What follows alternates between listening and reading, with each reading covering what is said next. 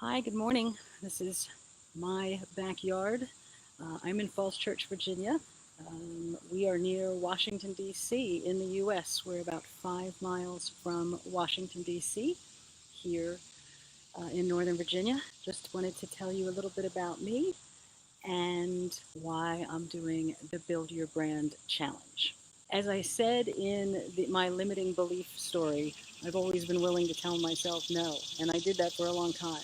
I have always been someone who loved school, loves education. I still enjoy learning more, not only about myself, but in particular other people, other cultures, um, other business segments. I always feel like there's something new to learn. I spent so much of my 20s and 30s being afraid of being unemployed that I stayed in jobs that I hated. Not that I didn't learn there, not that I didn't gain great skills, work with some great people, and do really good work, but it wasn't always work that I enjoyed. In the mid 90s in Northern Virginia, the place to be was information technology.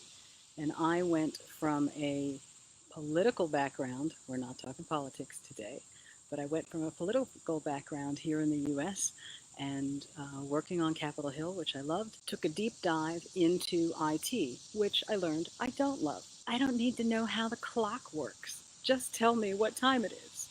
And I think for any career, you need to have a passion for it. I did not have a passion for IT. I had a passion for the technology users. So that was the niche I used.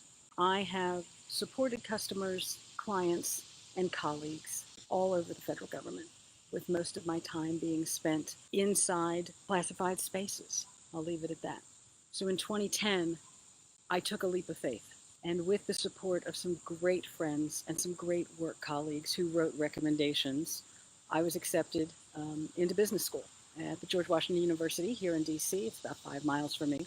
From friends who thought it was funny to say, you do know you have to do math if you go to business school. I said, yes, I know I have to do math to go to business school, and it terrifies me. But you know what? I did it. And I did an executive MBA program while working full time and caring for my family full time. And it's the best thing I ever did as an adult. The best thing ever. Not only for learning about myself, but really seeing how I could change everything. We were told in the first class, in our first seminar, that not to look at an MBA as a silver bullet. Well, I didn't look at the MBA as a silver bullet. I looked at B school as a silver bullet. And that's exactly what it was for me.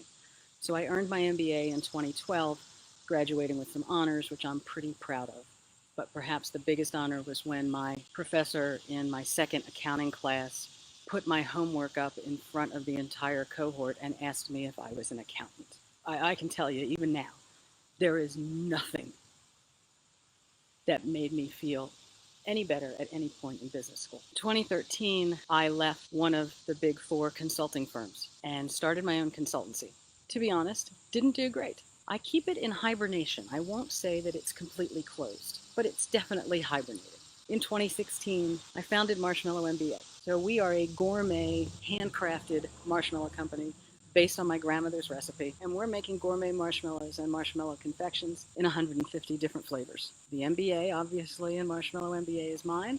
I have a business partner, and I have a great client list and customer list. We're being sold independently in 22 states around the U.S. through more than 150 independent retailers. It's something else that makes me proud, but it's not enough. I want to diversify.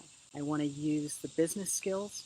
I want to be able to share my lessons learned with people who are afraid of taking a leap of faith, people who have a small business that they want to grow, and people who just want to change how they're living. Life is too short. If we've learned anything during this COVID pandemic, we've learned that life is too short to wait. So, as Tony Robbins said, it's time to get off our ass. So let's do something, and I'm excited to do something this week, and I'm excited to do something with any of you that are interested in reaching out. That's my story. I'm sure there'll be more to tell during the coming week, but I look forward to learning more about you. And hey, don't be terrified to do Facebook Live videos.